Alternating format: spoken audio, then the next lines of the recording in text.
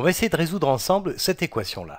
Je prends un nombre p que j'élève au carré, et ça me donne 0,81. Donc p au carré est égal à 0,81, donc résoudre cette équation, ça veut dire trouver la valeur de p.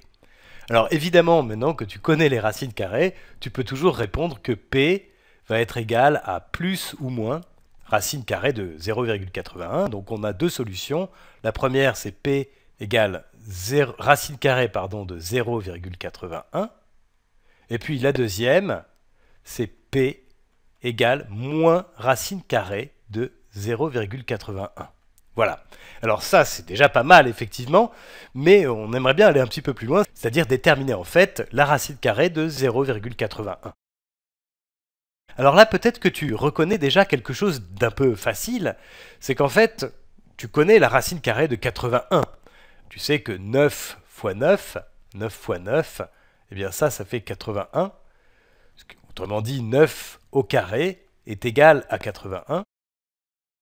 Et une autre manière de dire ça, c'est que 9, eh bien c'est la racine carrée de 81. Alors ça, c'est bien, hein, c'est déjà pas mal. Ça veut dire que tu sais résoudre l'équation p au carré égale 81. Le problème, c'est qu'ici, on n'a pas vraiment 81. En fait, on a 0,81. Alors il faut qu'on travaille encore un petit peu pour arriver à résoudre notre équation qui est celle-ci. Et en fait, ce qu'on peut voir ici, c'est que 0,81, en fait, c'est 81 divisé par 100. On a ici deux chiffres après la virgule. Et en général, pour les multiplications avec des nombres décimaux, quand on multiplie un nombre qui a un chiffre après la virgule par un nombre qui a un chiffre après la virgule aussi, eh bien on obtient un nombre qui a deux chiffres après la virgule. Autrement dit, si je prends un nombre qui a un chiffre après la virgule et que je l'élève au carré, eh bien je vais obtenir un nombre qui a deux chiffres après la virgule. Alors ça, c'est assez intéressant. Et ici, regarde, par exemple, si au lieu de prendre 9 élevé au carré, je prends 0,9 élevé au carré. Donc si je fais cette opération-là, 0,9 élevé au carré, eh bien ça c'est 0,9 multiplié par 0,9. Et donc pour faire cette multiplication-là, on peut ignorer d'abord les virgules, donc faire 9 fois 9, 9 fois 9, ça fait 81. Et ensuite compter combien il y a de chiffres après la virgule, et on vient de le dire, ici j'ai un chiffre après la virgule, et ici j'en ai un aussi, donc en tout je vais avoir deux chiffres après la virgule. Donc si je compte ici, il faut que je décale de 2 places, donc si je place la virgule ici, je dois décaler la virgule de 2 crans vers la gauche, donc 1, 2, la virgule vient se placer ici, et donc le résultat que j'obtiens c'est 0,81 justement.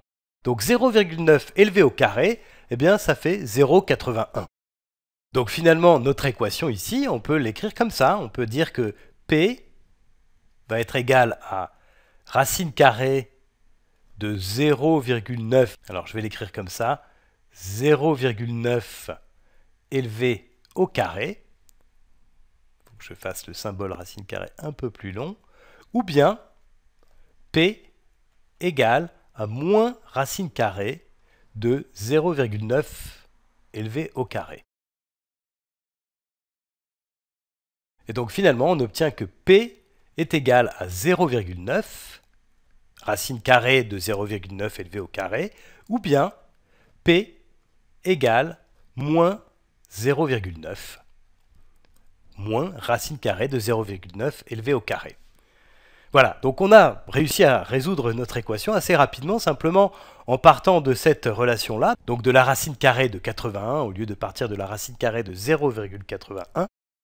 Et pour terminer, je peux faire une petite remarque sur le fait qu'on ait deux solutions. Ici, la première, P égale 0,9, correspond exactement à cette relation qui est là. 0,9 élevé au carré égale 0,81. Et la deuxième qui est ici, eh bien, ça correspond tout à fait à cette relation-là. Si je prends moins 0,9 que j'élève au carré, eh bien ça c'est moins 0,9 multiplié par moins 0,9. Là, j'ai moins fois moins qui donne plus. Donc finalement, ça, c'est égal à 0,9 fois 0,9, donc à 0,81. Et donc là, on comprend bien pourquoi P égale moins 0,9 est bien une solution de cette équation-là.